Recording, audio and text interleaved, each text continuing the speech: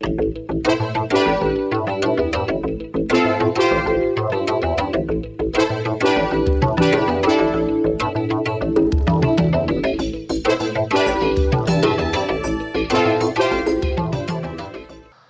palestra tem o título Revisão Teórica da Metodologia Científica e a nossa palestrante, vamos aqui fazer um breve resumo, e é bem breve resumo, dado o tamanho do currículo da nossa convidada. Ela é doutora em Educação Escolar pela Universidade Estadual Paulista Júlio de Mesquita Filho, em Araraquara, fez o seu doutorado em 2004, e é mestre em Ensino na Educação Brasileira para a Universidade Estadual Paulista também, a mesma universidade, só que desta vez do campus de Marília, em 1999.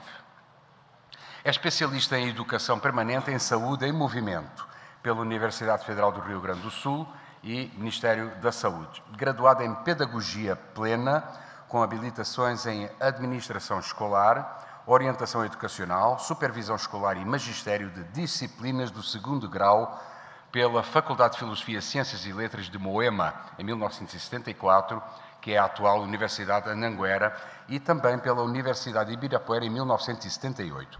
A nossa palestrante atuou entre o ano 2000 e 2016 como diretora do Núcleo Pedagógico e Educacional da Faculdade de Medicina de São José do Rio Preto.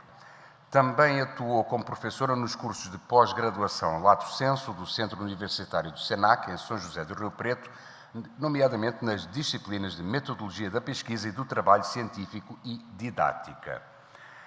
Atualmente, ela é professora dos cursos de Especialização Lato Sensus, na área de saúde também da FAEP, nas disciplinas Didática, Metodologia da Pesquisa e do Trabalho Científico, e realiza supervisão de estágios em Psicopedagogia Clínica e Institucional do curso da FAMERP, para além de ser professora convidada de pós-graduação Lato Sensu do SENAC São José do Rio Preto, entre outras instituições. Portanto, ficaríamos aqui muito tempo, mas com muito gosto, em ler o currículo dela, só que não temos tempo disponível.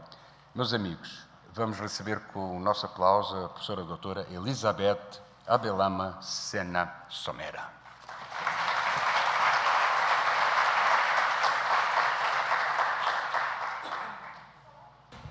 Estou muito honrada de estar participando de um evento desta envergadura, porque a necessidade de ter pesquisadores com extrema qualidade é extrema.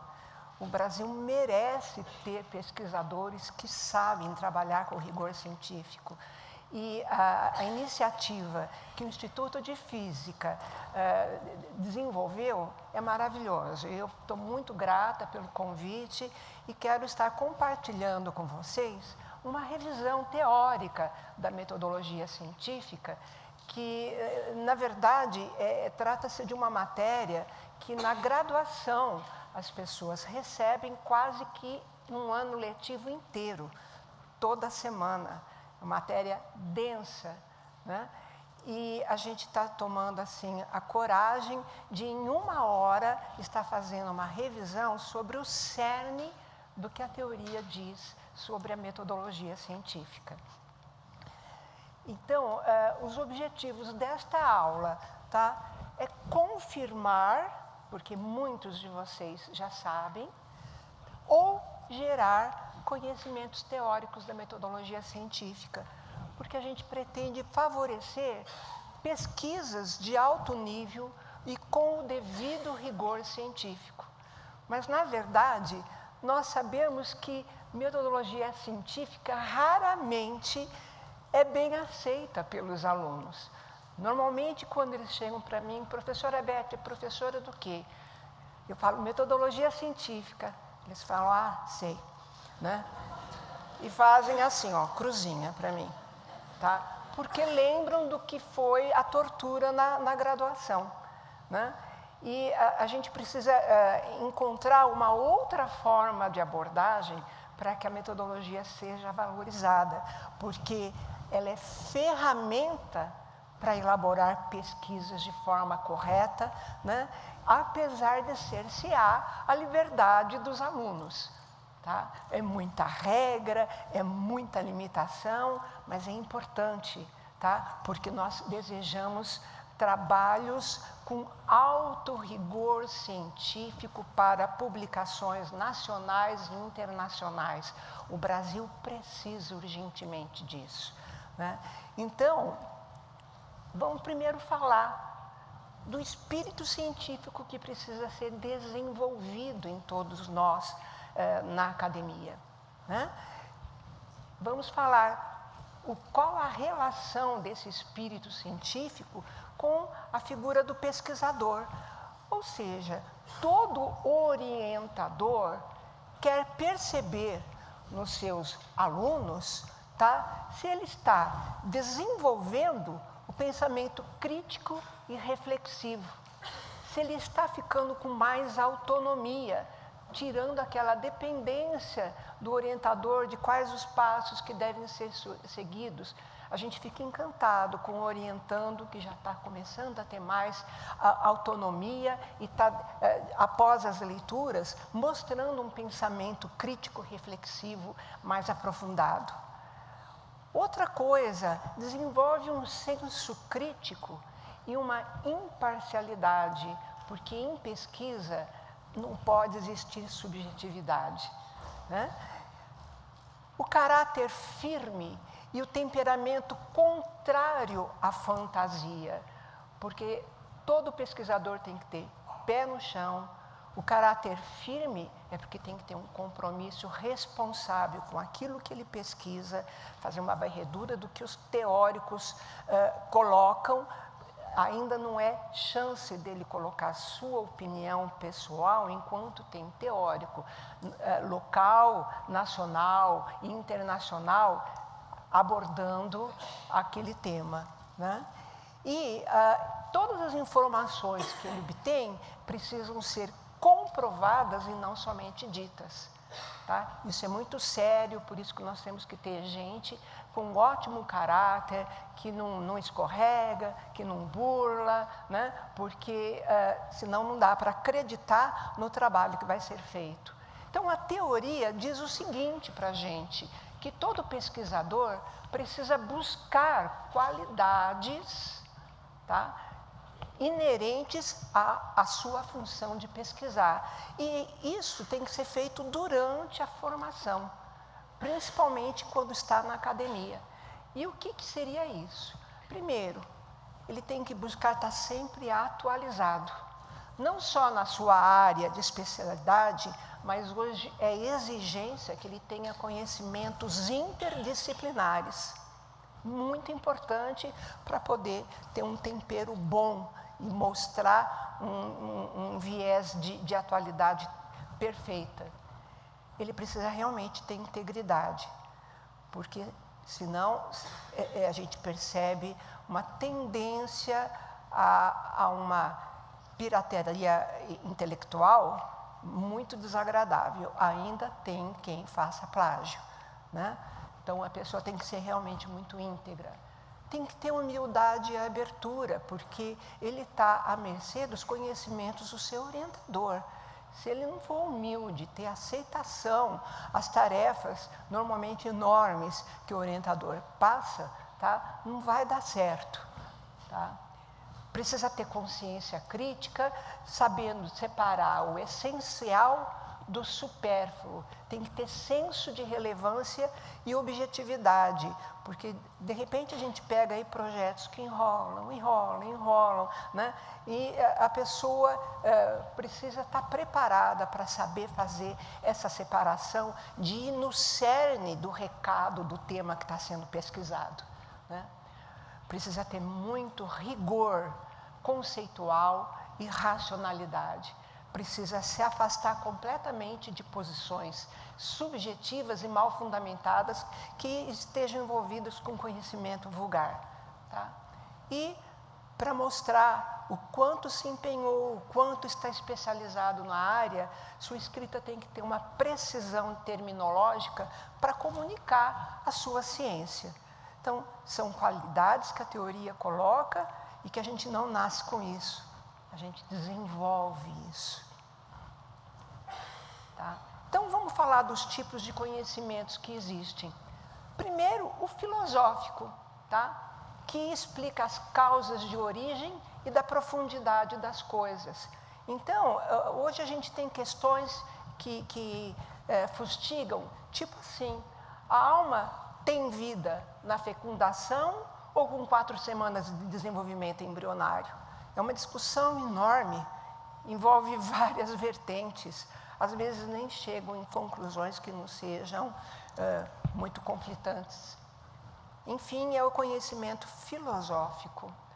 O religioso, então, tá cheio de dogmas e ritos, tá, que nada pode ser provado, mas quem trabalha com esse conhecimento não aceita crítica, porque é julgado por muitos como verdades infalíveis, porque são revelações divinas e a base está na fé. Como que a gente vai trabalhar com o aspecto religioso? Olha hoje quanto que se produz de pesquisas falando sobre a oração e a imposição de mãos para a cura. A última foi feita na Escola Paulista de Medicina, com 2 grupos, um tomando medicação, outro placebo, e o terceiro grupo só com imposição de mãos, tá? E as pesquisas estão ficando surpreendentes, só que precisamos de mais acesso para poder crer e dar valor. Nós temos o conhecimento popular, que é aparente, subjetivo, não discutido, mas permeia de geração em geração. Por exemplo, ainda tem quem acredita que espelho, faca, tesoura atraem raios durante a chuva, né? Que é necessário cortar a ponta do pepino e esfregar bem para tirar aquele caldinho, que é veneno, senão vai fazer mal, né? Então, não existe rigor científico nessas coisas, mas é um conhecimento popular que permanece de geração em geração. Temos o conhecimento artístico, que produz emoções, privilegia o sentir e não o pensar, desenvolve um conteúdo em base a um tema. Por exemplo, o legado artístico de peças, de objetos, esculturas, manufaturas, música. Só a gente sente e vai penetrando na cultura e no recado que cada peça dessa se manifesta. E aquele que é o que nos interessa hoje, tá? Que é o conhecimento científico, que a gente pode dizer que é o real. Ele é completamente organizado, verificável, tá? Por exemplo, a evolução das tecnologias, tudo é provado. A evolução desse conhecimento, gente, é surpreendente. Dos anos 0 a 2018, só de 30 anos para cá, que aconteceram as maiores descobertas da humanidade. Portanto, vocês, uma geração nova, cheia de vigor, cabe muito a vocês produzirem coisas inéditas, coisas relevantes socialmente falando, tá? Coisas que importam, porque vocês estão já vivendo numa geração privilegiada das tecnologias. Vocês podem muito mais do que o povo da nossa geração passada, né? E a gente deposita uma fé muito grande, e agora ainda mais com escola de pesquisadores, nossa, muita coisa boa vai sair daqui. Tá? Vamos falar desse método científico, tá?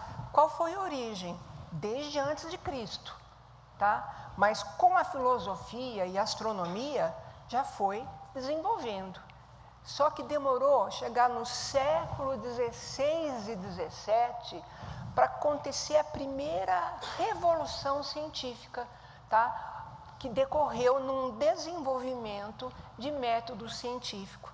E a gente agradece a Francis Bacon, Galileu Galilei, a René Descartes, tá? Que são considerados os pais do método experimental. Tá? Então, olha lá. O Francis Bacon era de Londres, tá? Século XVI, filósofo, político, foi fundador da ciência moderna e ele esboçou uma metodologia racional para a atividade científica. Ele propôs as seguintes etapas naquela época, naquele século, gente. Vamos primeiro fazer a experimentação. Das experiências, a gente formula hipóteses. Depois vamos fazer a repetição, tá? Vamos testar as hipóteses para depois formular e fazer generalizações e as leis. Inédito para aquela época, tá? Foi muito importante o trabalho do Bacon. O Galileu Galilei, já da Itália, ele era matemático, físico, astrônomo, filósofo, e os estudos dele foram fundamentais para o desenvolvimento das ciências. Como que ele bolou as etapas do trabalho metodológico? Primeiro, vocês vão partir para a observação dos fenômenos. Vão analisar cada parte para verificar relações quantitativas. Vão induzir as hipóteses para poder depois generalizar os resultados. Mas confirme as hipóteses. Aí sim estabeleça as leis gerais. Vocês podem ver que em locais diferentes o caminho estava sendo muito próximo, tá? Com um método mais cerceador realmente e menos subjetivo. O René Descartes, da França, filósofo, físico, matemático, ele que criou a famosa frase penso, logo, existo, com raciocínio dedutivo, afastando todos os outros que falavam de indução, ele criou princípios como vá atrás das evidências. Tá? Em medicina se fala muito em evidências, porque evidência tem verdade. Aí vai analisar e divide as partes para resolver. Tá? Faça uma síntese para ordenar o pensamento dos objetos mais simples aos complexos. Enumera tudo, discrimina tudo, faça revisão geral para não omitir nada. Então veja, a partir de então, tá, nós vamos entrar nesse mundo da pesquisa, tá, que vocês vão perceber quando a gente abordar cada tipo de pesquisa, a profundidade do método científico em cada uma delas, que vocês vão escolher a forma de trabalhar depois, junto com os orientadores. Tá? Então, pesquisa científica é o que, gente? É uma atividade orientada para fazer busca, investigação. Espera aí, então a primeira coisa que nos compete é saber fazer a busca, a investigação, jamais em sites populares, só em sites de extremo rigor científico, tá? Porque nós estamos fazendo coisas sérias. Vamos indagar sobre um tema em diversas fontes. Tá? Então, esta busca é que vai fazer a diferença. Se nós formos treinados a fazer busca, a procurar os melhores sites, a saber fazer o refinamento dessas pesquisas, nós vamos ter mais sucesso para a obtenção de dados. Tá? E pesquisa científica não deixa de ser uma aprendizagem para gerar um novo conhecimento. Né? Então, é lindo por isso. Tá? Então, a gente aplicando o método científico, nós vamos efetuar ações práticas, demonstração, experimentação, obtendo resultados válidos, claros, precisos, conhecidos e interpretados universalmente. Nós, réis mortais, ainda não chegamos na fase de termos um reconhecimento internacional. Chegaremos lá um dia, tá? Mas nós precisamos saber fazer tudo isso para poder ter esse reconhecimento. E, na verdade, fazer a pesquisa científica é a grande contribuição para o avanço da ciência. Como eu disse para vocês, de 30 anos para cá, a progressão é geométrica em termos de velocidade para isso. Então, vamos começar a planejar o projeto de pesquisa. Tá? Qual é a primeira tarefa e que não é muito fácil? É a escolha do tema, do assunto que você quer abordar. Por que que não é tão fácil? Porque se espera de um aluno, principalmente de pós-graduação, que seja um tema inédito,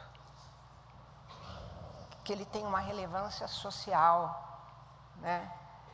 Que seja algo que vá solucionar um problema, né? Então, esse tema, ou o problema da pesquisa, precisa ser muito adequado, muito original, factível ao processo de pesquisa científica. Eu me lembro, nos meus idos tempos, quando estava começando as pós-graduações, quando cheguei no mestrado, meu orientador, olha a santa ingenuidade, meu orientador chegou e falou: qual o tema que você vai trabalhar? E eu toda enchi o peito, né? A gente tem uma tendência a ser megalo com o tema, né? Eu quero abordar a produção de pseudodeficientes na escola pública brasileira. Toda feliz. Ele falou, nossa, que bom, que maravilha, tá? Quem vai financiar para você? Eu falei, ainda não tenho financiamento. E como é que você vai de estado em estado no Brasil para poder provar a tua dissertação? Eu falei, nossa, eu preciso abaixar um pouquinho. Volta semana que vem, vamos falar sobre isso. Voltei semana que vem, olha o que uma semana de tristeza fez para mim. Beth, qual é o tema? A produção de pseudodeficientes na escola pública paulista. Que bom, você é rica? Falei, não. Quem que vai financiar você em todos os municípios do estado de São Paulo para provar a tua tese? Né? Aí eu entendi. Acabou ficando a produção de pseudodeficientes em uma escola do Noroeste Paulista, que foi em José Bonifácio. Então, a gente tem que tirar esse espírito. Lógico, a gente quer fazer o melhor tudo, mas tem que ser factível, tá? Ela tem que ser adequada, né? Para poder fluir, né? Depois que você viu qual é o problema, o assunto, a sua área, o seu tema, tá? Já está super discutido, vamos discutir material e método de trabalho mais adequado. Aí a ajuda do orientador é fundamental, tá? Em seguida, estabelecer quais vão ser os critérios para colher os dados da pesquisa e depois qual a forma para fazer a análise e interpretação dos resultados para poder apresentar esse estudo. Tudo isso tem que estar muito definido, muito claro. E, inclusive, indicado em cronograma com etapas da pesquisa, porque não tem nada que possa irritar mais um orientador do que o aluno não cumprir prazo. Tá? Então, tem que ser muito bem pensado o cronograma. Vamos fazer a pesquisa? Vamos pensar qual vai ser a abordagem dela? Se ela vai ser qualitativa ou quantitativa, apesar que nós temos pessoas que já fazem pesquisa quali-quantitativa, tá? Com perfeição. A qualitativa, ela vai ser direcionada para um estudo de caso, tá? Porque ela não vai empregar estatística para analisar dados, ela vai ter dados descritivos de tudo aquilo que foi observado e vivenciado, tá? Mediante um contato direto do pesquisador, interativo com o cenário, com o tipo do fenômeno, com o tipo da situação que é o objeto de estudo, tá? E depois, com os resultados obtidos, o procurador vai tentar entender aquele fenômeno, vai explicar, interpretar e explicar esse fenômeno que foi estudado. Já a quantitativa, tá? Eu gosto muito da quantitativa, ela faz coleta de dados em instrumentos, tá? Como questionários, entrevistas, observações e registro, pode ser fotográfico, vídeo, etc. Os questionários são confeccionados pelo pesquisador, tá?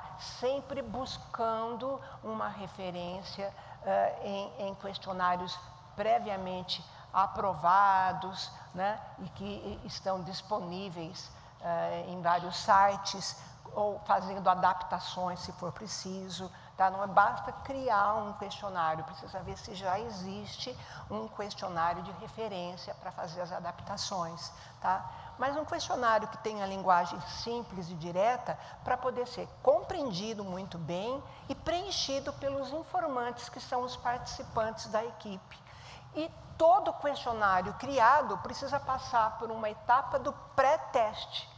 É uma amostra de participantes que vão estar fazendo o preenchimento desse questionário para verificar se ele foi bem entendido, se os dados estão claros, tá? Se ele vai trazer a resposta que vocês precisam, né? Então, isso é uma fase anterior. E o questionário precisa estar com perguntas fechadas e abertas, porque o que importa com esse questionário é obter o dado da realidade, tá? Verificar a frequência, a ocorrência de um fenômeno, né?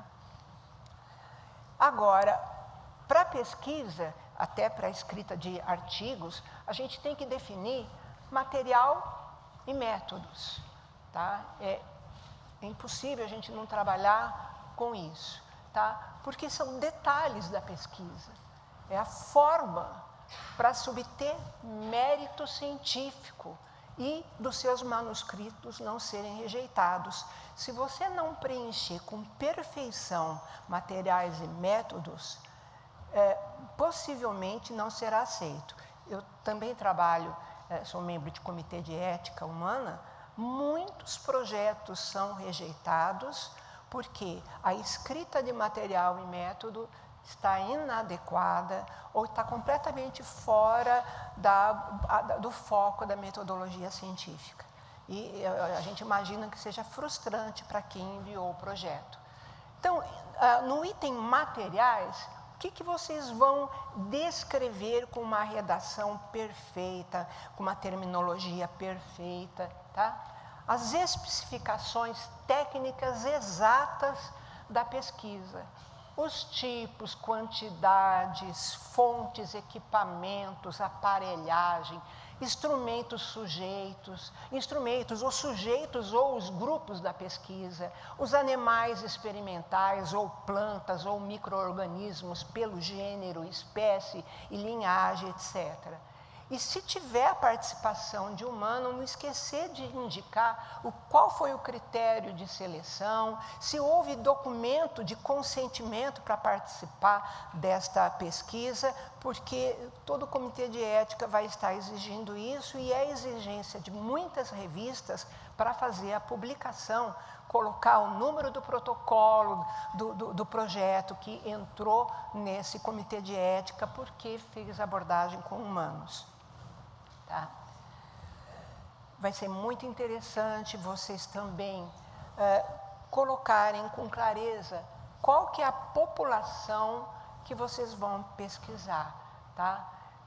Quais indivíduos se pretende abranger e observar para a obtenção de dados e a conclusão do estudo. A população alvo ou universo é isso. Porque a população de referência é quando a gente pega só uma amostra da população-alvo.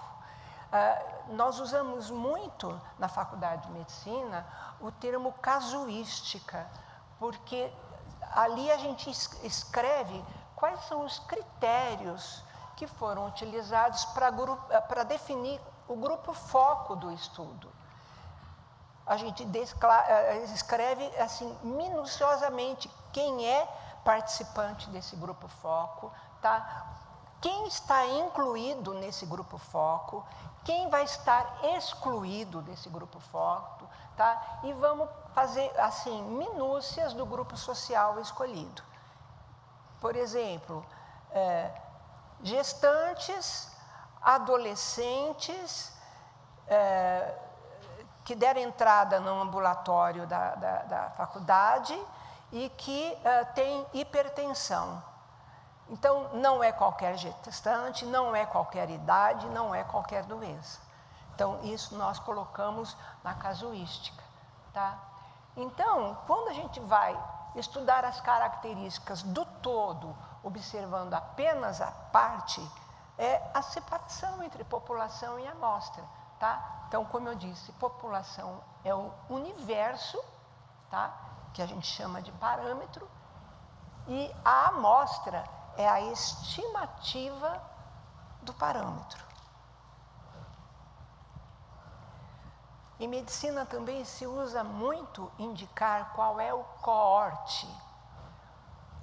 Tá? Coorte é uma seleção de indivíduos segundo aquilo que é comum em um evento que se deu no mesmo período. Por exemplo, o coorte de pessoas nascidas entre 1960 e 1970, uma década, para avaliar a incidência de uma doença. Ou a avaliação da etiologia das doenças ocorridas nesse período. Ou o impacto de fatores prognósticos das pessoas que foram nascidas nesse período. Ou de intervenções diagnósticas e terapêuticas. Entra na categoria aí da descrição do coorte. Falamos do item materiais, especificamos tudo, agora vamos especificar o item métodos, que é a descrição detalhada do método definido para fazer a pesquisa, com informações muito rigorosas e exatamente na ordem cronológica dos procedimentos práticos. Nós vamos colocar o tipo de pesquisa escolhida, a forma de realizar essa pesquisa, cada item desse uma redação, material de trabalho, local, o tempo e o período, se as questões éticas foram submetidas ou no Comitê de Ética Humana ou no Comitê de Ética Animal, tá? Quais foram os instrumentos para a coleta de dados e qual foi o tratamento estatístico empregado para depois fazer a análise e a interpretação dos dados. Veja essas duas partes, como ela dá o formato, ela caracteriza tudo que foi feito na pesquisa e é fundamental que esteja muito bem detalhada para que o leitor possa identificar, reconhecer, se situar e até induzir o que espera da leitura. Tá? Quando nós falamos do tratamento estatístico, gente, trabalhar com estatística é a coisa mais maravilhosa desse mundo. Tem estatística que você bate os olhos, ela já é autoexplicável, é super confortante, tá? A gente fica encantado com os artigos, com os pôsteres que tem as tabelas estatísticas, tá? E que a gente já entende exatamente qual é o recado que o autor está colocando com aqueles dados. Então, a estatística, tá, dos dados, ela vai melhorar a confiabilidade da pesquisa feita, ela vai dar credibilidade aos achados da pesquisa. Então, vocês precisam investir um tempo precioso para estar descrevendo como que vai ser feita essa estatística, tá? E escolher o que é apropriado, tá? Recolher, organizar, classificar, apresentar e interpretar o conjunto dos dados e dos fenômenos. Normalmente, a gente precisa realmente da ajuda do orientador ou de alguém da área da estatística para fazer a escolha do que é o apropriado, do que é que fará o leitor ter um entrosamento bom com aquilo que está sendo exposto na escrita, tá? Então, tem etapas para fazer a análise e a interpretação, porque os dados vão receber, primeiro, uma classificação, Nós vamos ordenar todas as variáveis, como idade, sexo, etnia, escolaridade, religião e outras, principalmente quando trabalhamos com questionários. Em seguida, cada tipo de variável nós vamos ter que codificar, porque de repente o nosso assunto é sigiloso. E nós vamos só lidar com os códigos, porque quem é de fora dessa pesquisa não tem que saber antes da hora nada. Vamos fazer códigos. Depois, sim, vamos tabular totais e subtotais em gráficos, tá? Agora sim, vamos apresentar os resultados com todos os recursos existentes da estatística descritiva, os gráficos, as tabelas, tá? Mostrando de uma forma bem compreensível o conjunto de dados. Vamos dar uma visão aí de um tratamento estatístico. Com a aplicação do questionário, os resultados das questões gerais dos participantes serão apresentados por quadros, quando é só demonstrativo, e tabela, quando tem dados percentuais. Todo mundo usa a palavra quadro para apresentar dados percentuais, está errado. Percentuais apenas em tabelas, tá? E, onde que eu parei? Descritivas de frequências de ocorrência de cada variável, tá? Essa apresentação descritiva, de repente, pode nem ser suficiente, tá? Por isso precisa ser conversado com o orientador sobre a aplicação de outras funções da estatística sobre os dados obtidos. De repente, vai ser importante, tá? Fazer o trabalho de soma, média, desvio padrão, proporções, covariação, as correlações, dentre outras. Lá na medicina, a gente trabalha muito com correlações e merece até uma aula específica de tão difícil que é, tá? Então, a correlação entre duas variáveis aleatórias casuais é importante de se trabalhar, porque ela vai indicar a força e a direção de um relacionamento linear entre ambas, tá? Então, veja bem, quando a gente trabalha com um coeficiente de Pearson, é um método escolhido e adaptado à natureza dos dados de pesquisas quantitativas. E, quando nós usamos o coeficiente de Spearman, seriam para as correlações qualitativas. Esses dois teóricos ajudam a gente a fazer uma apresentação fora de série dos trabalhos que a gente fez quando a gente quer comparar duas variáveis, tá? Então, a interpretação da força da correlação entre essas variáveis, elas são dispostas em diagramas de dispersão. A convenção é assim, se faz todos os cálculos, tá? Ela nunca pode dar mais do que 1 e nem menos do que 1. Tudo aquilo que a gente vê de correlação próxima a zero indica que aquelas duas variáveis nem estão relacionadas. Eu vou dar um exemplo de uma tese de um orientando que ele quis provar que o violonista, quando não tem aula de anatomia e começa a estudar e a trabalhar, ele tem uma forte tendência a obter Ler e Dort. Então, as variáveis dele foram assim, se estudou anatomia ou não, para poder ter a melhor posição, qual é o tempo de exercício que ele faz, porque é exercício repetitivo, tá? Qual é a postura que ele utiliza, quais as dores mais frequentes. Para cada uma dessas variáveis, nós precisamos fazer a correlação de Spearman, tá?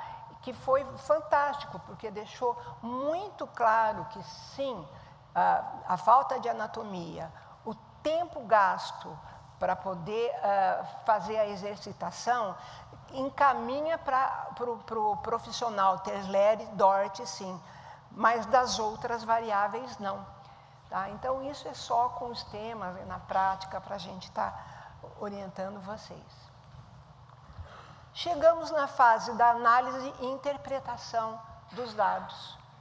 Lógico, se espera uma análise com lógica, com comparações pertinentes, com a descrição dos resultados alcançados, uma discussão desses resultados alcançados, antes de chegar na fase de divulgar esses achados, comentando, concluindo a pesquisa.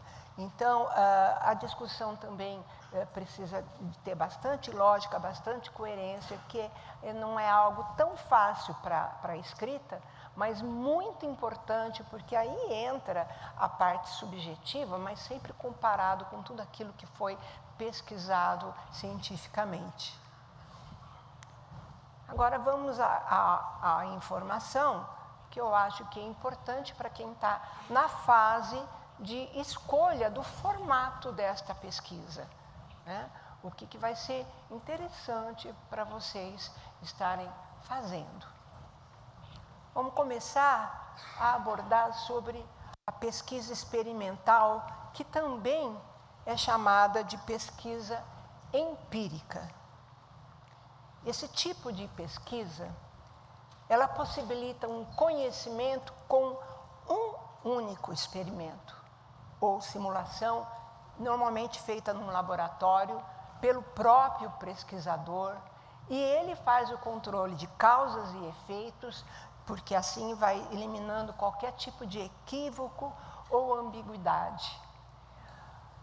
Esse tipo de experimento vai proporcionar ao pesquisador uma familiaridade com o problema, dando-lhe inúmeras respostas diferentes para deixá-lo claro, para ele poder construir hipóteses, para explicar modo ou causas que o fenômeno é produzido. Vamos dar um exemplo. Observar a mancha escura em uma fatia de pão, que é o mofo, para saber como que aquilo começou, como que surgiu a reprodução dos fungos. Tá? Então, é muito importante a integridade do pesquisador, porque a gente vai confiar no que ele observou, no que ele registrou, fotografou e foi acompanhando diariamente, tá? Para fazer esse tipo de experimento. A pesquisa exploratória, ela pretende constatar algo num organismo vivo ou então num fenômeno. Como que vai ser essa pesquisa?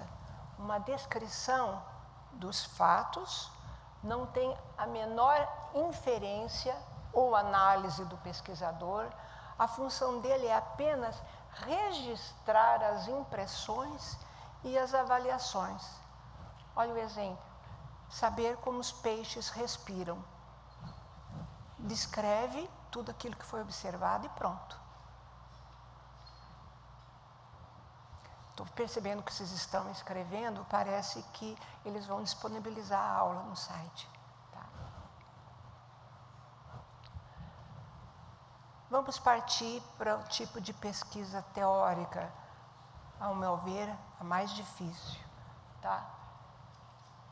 Ela vai se dedicar a reconstruir teorias existentes, ou até lançar teorias, lógico, conceitos, ideias, ideologias, em razão do aprimoramento de fundamentos teóricos. Até porque uma teoria nunca é final, ela pode evoluir. Tá? Então, esse tipo de pesquisa, o pesquisador vai analisar várias teorias, compará-las, vai checar as vantagens e as desvantagens dela, ou vai defendê-la, justificando, ou vai refutá-las, justificando. Tá? É um trabalho difícil, mas lindo. Tá?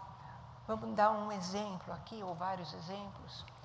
a embriologia e as descobertas das células-tronco e as mudanças de paradigmas da genética.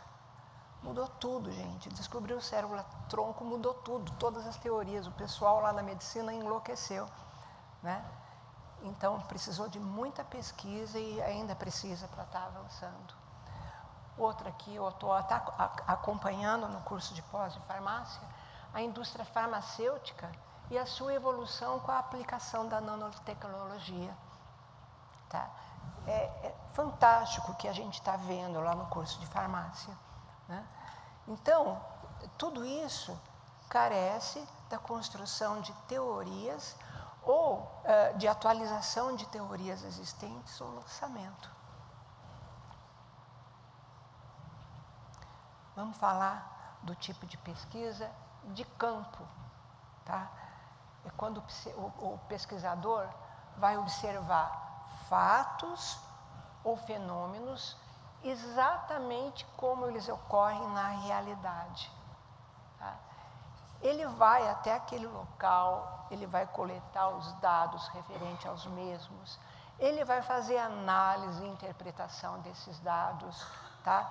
Sempre com base numa fundamentação teórica consistente. Porque qual é o objetivo depois?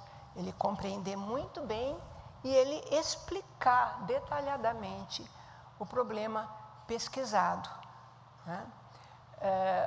Um exemplo é uma pesquisa domiciliar sobre emprego e desemprego, pegando a amostra da população que mora no centro da cidade. A resposta desses dados da pesquisa podem subsidiar políticas econômicas e sociais do município em termos de geração de empregos. Então, a pesquisa de campo na área social é fortíssima. Nós tivemos um grupo de alunos da medicina estudando um fato que ocorreu na cidade de um número exorbitante da noite para o dia de casos de esquistostomose.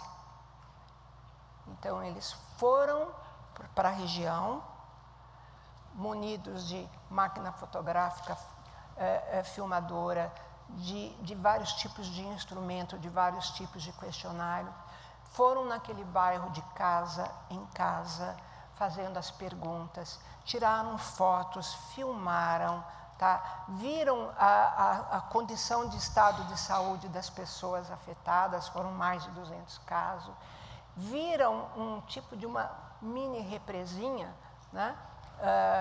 Coletaram a amostra da água para levar para análise no microscópio na faculdade, né? E perceberam que ao redor dessa represinha tinha casas de madeira, mulheres agachadas fazendo comida no fogão a lenha, né? Aquelas crianças num estado deplorável.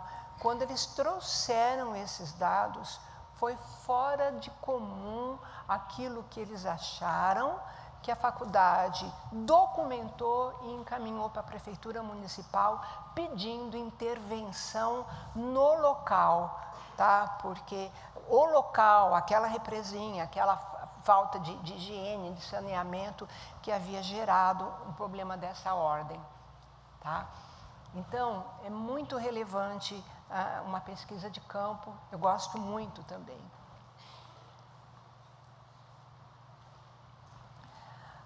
A pesquisa bibliográfica, também chamada pesquisa documental, pesquisa de fontes, pesquisa histórica, é muito utilizado no lato sensu e no mestrado, tá? Ela vai estudar o problema somente utilizando o conhecimento que está disponível em livros, artigos e documentos do passado. Ou seja, é uma revisão da literatura existente, esclarecendo-a sobre novo enfoque. Por exemplo, em quais bases da legislação e de procedimentos operacionais padrão se obtém informações para o processo de implementação de uma caldeira? Tem documentos, tem uma série de legislação que pode ser verificado, além da teoria.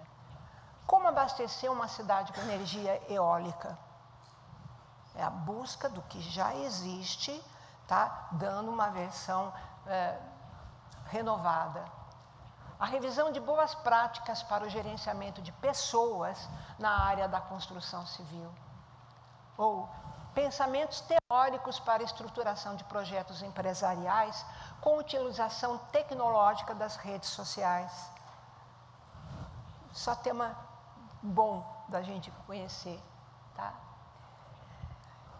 Esse tipo de pesquisa, gente, é de campo também, tá? É chamada pesquisa social aplicada, mais conhecida como pesquisação ou pesquisa participante. Nesse tipo de pesquisa, o pesquisador mergulha dentro daquele local onde está ocorrendo fatos e fenômenos, ele participa, por isso a gente espera que ele tenha uma grande integridade, porque ele não pode nunca adulterar dado nenhum, tá? E ele vai observar, registrar, refletir com muita ética tudo aquilo que ele viu, explicar e depois propor um aprimoramento da prática daquilo que ele percebeu ali.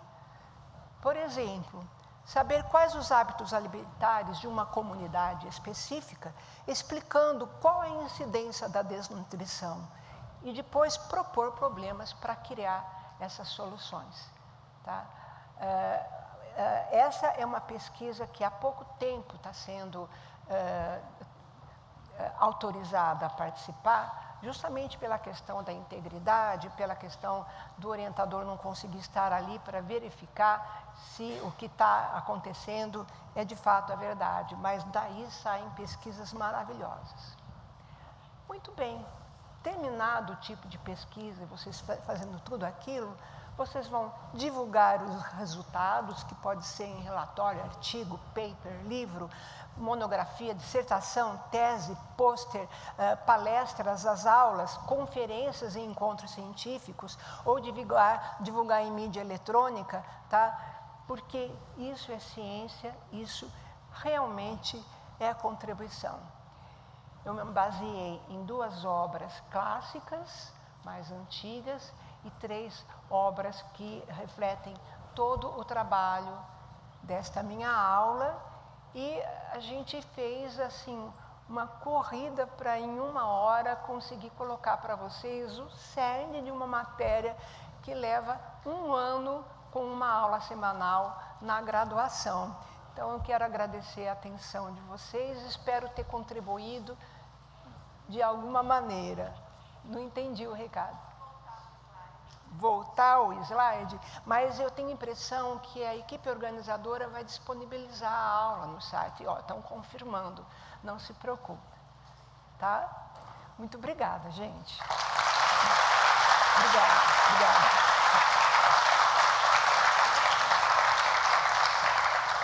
Muito bem, ainda temos tempo para algumas questões. Gostaria de parabenizar a professora pela fala. Imagina. Extremamente edificadora, eu acho que é muito importante essa discussão desse tema. O que me deixou bastante curioso, assim, eu queria, na verdade, a sua opinião, assim, como pesquisadora, como professora, né, principalmente voltada para a área da saúde, de que forma que você enxerga essa questão do distanciamento entre o pesquisador e o objeto de estudo? Porque isso está muito relacionado com a área de pesquisa, com o tipo de pesquisa que você vai fazer, né? Então, eu queria que você falasse um pouco sobre isso. Eu vou rasgar a realidade para você. Quando a gente faz a seleção do orientando, o critério é muito rigoroso, porque precisa levar em conta não só o currículo que ele traz, o envolvimento com o estudo, a capacidade de pesquisa, mas a questão da integridade, tá? A gente não aceita pessoa dada a fazer plágio intelectual, pirataria intelectual, e a gente vê isso muito até em pôsteres, tá? Que a gente vê imagens e não está citada a fonte da imagem.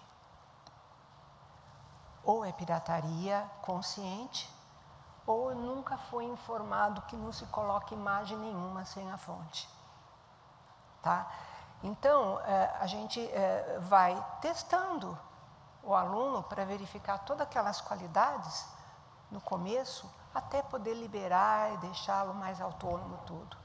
Não é fácil para o aluno que faz uma pesquisa participante, tá, se afastar do problema.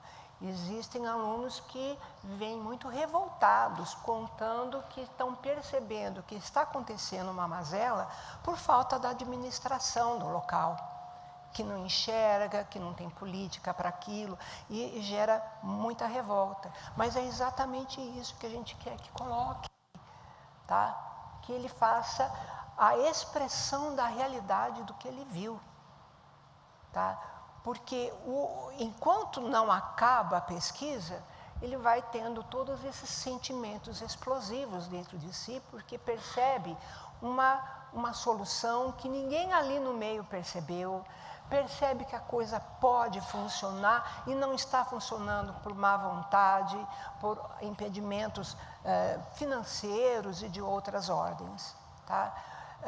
Na verdade, ele tem que ter um autocontrole importante para fazer o papel dele. O papel dele é ir ao local, ter uma observação minuciosa, descrever minuciosamente, obtendo autorização, fotografe, filme, entrevista, guarde tudo como prova, tá? Porque aquilo vão gerar dados que depois possivelmente vai até incomodar a administração do local. Tá? Mas é sua função. Aliás, existem administradores que, se percebem que o pesquisador foi esperto e percebeu coisas, até tenta cortar a participação. Ou seja, então, além da ética que vocês têm que ter, tá, a fazer a expressão da realidade, vocês também têm que ter jogo de cintura para poder ser aceito no local. Porque se eles perceberem que você até tem soluções, não interessa. Então, o meu aconselhamento, escolheu esse tipo de pesquisa, vá no local e faça exatamente aquilo que a teoria diz. Você vai observar e registrar. Depois, quando você estiver trabalhando, que você vai fazer artigo, que você vai discutir, você, com temperança, com uma terminologia adequada, sem intempestividade, você vai escrever tudo aquilo que você viu, sentiu, até se revoltou, mas não pode ser intempestivo, tá? Nós temos que ter, assim, uma qualidade de temperamento controlado, porque a gente está fazendo pesquisa, a gente está fazendo ciência. Com certeza, o que você escrever vai gerar produtos muito bons para corrigir, para ampliar, para reforçar, para reaver, etc, etc. Respondi? Então, tá bom. E durante agora o doutorado, vi que a criação de uma disciplina da USP, à distância, que é a docência no ensino superior. Vi que a professora trabalhou muito com educação, não é, no currículo da professora. E aí essa relação da docência, do ensino e da pesquisa, né, falando da metodologia, não parece que a qualidade que o pesquisador, esse profissional que é pesquisador e professor, essa lista de qualidades, elas são um pouco contrastantes. Parece que no momento na sala de aula ele tem que ser professor, ele tem que ser mais próximo ao aluno, entender aquelas necessidades, enquanto depois ele tem que ir para o laboratório, ser extremamente racional, extremamente... Só queria saber a opinião da professora. Obrigado. Muito interessante a tua pergunta, e eu queria colocar para você que uma das minhas experiências, eu sou coordenadora do curso de docência de ensino superior do SENAC de São José do Rio Preto, e eu dou aula em algumas disciplinas. Tá? A seleção de professores para esse curso foi um tormento, porque a maior parte é tradicional. vai fazer exatamente essa postura que você colocou. E a gente não deseja fazer a formação de um docente para ensino superior, porque não existe no nosso país docência, é para educação infantil até ensino médio. Quem dá aula no ensino superior, o engenheiro dá aula para engenharia, o médico dá aula para medicina e assim por diante, eles não fizeram uma formação para poder trabalhar com o ensino. Esse curso que nós criamos para o SENAC, ele trabalha com metodologias ativas, que é aquilo que o professor tradicional não sabe trabalhar. Então, ele precisa, inclusive, aprender. E a gente dá suporte para ele aprender. Ele tem que saber metodologias ativas, ele tem que ter um alto sentido humanitário, porque trabalha com pessoas que são falhas, inclusive ele. Tem que saber trabalhar com grupos, com equipes, tem que saber dar voz e razão, mas principalmente ele tem que saber pesquisar, porque se espera dentro da metodologia ativa que ele crie um ambiente de pesquisadores dentro da sala de aula. Então, a função dele é orientar pesquisas, ajudar a refinar pesquisas, dar dicas de onde buscar sites com mais rigor científico, tá? Ele precisa entender bem de metodologia científica, porque depois vai orientar TCC também, tá? Então, é completamente diferente do que é comum no nosso país. Quem faz pós, a perversidade do nosso sistema educativo é isso, vai fazer a pós de sábado, das 8 da manhã às 5 da tarde, sentado dentro de uma sala fechada, só assistindo slides. Essa é uma das realidades. E o professor, ele é dador de aula, né? Ele dá aula, tá? Comanda e pouco conhece do seu aluno. Nós estamos até com um problema, porque a relação das pessoas que participam desse curso, a relação está tão intrínseca, existe tanto respeito, se criou tanta amizade, tanto fortalecimento, que existem parcerias para todo e qualquer trabalho, não precisa pedir, acontece, tá?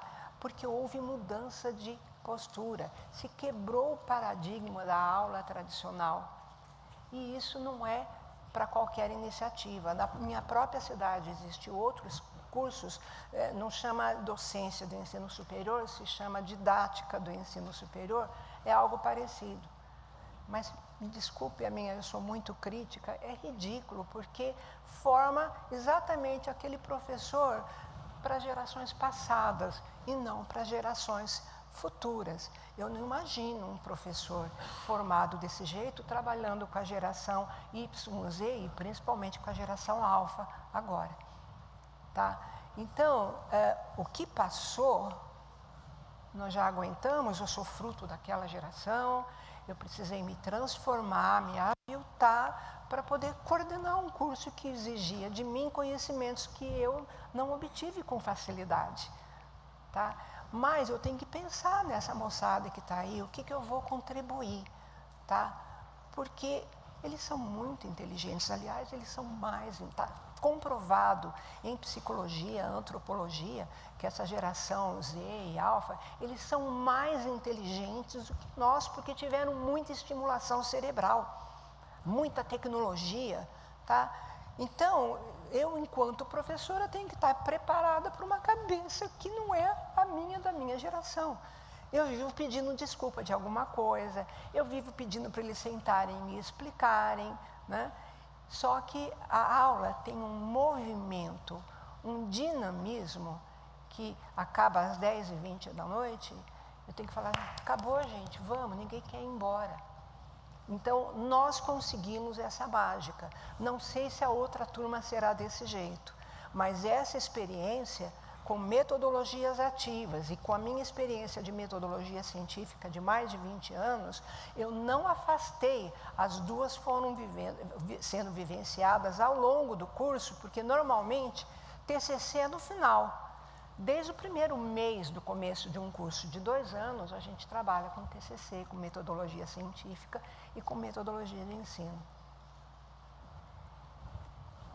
Essa receitinha deu certo. Eu quero colocar para vocês que a minha paixão por metodologia científica e metodologia de ensino fizeram a diferença do meu currículo, da minha paixão por ensinar. Tá? Então, apesar da cruzinha para metodologia científica, eu estimulo vocês a adentrarem cada vez mais nesse mundo, porque fará o diferencial, a qualidade profissional de vocês. Aproveitem que agora existe a escola de pesquisadores, gente, não existia. Eu até falei hoje com o professor, amplia isso, por favor, vamos divulgar mais, tá? Porque é difícil, ninguém nasceu pesquisador, precisa ter mediação para saber fazer pesquisa, tá? O nosso aplauso à professora doutora Elizabeth Somera. Obrigada.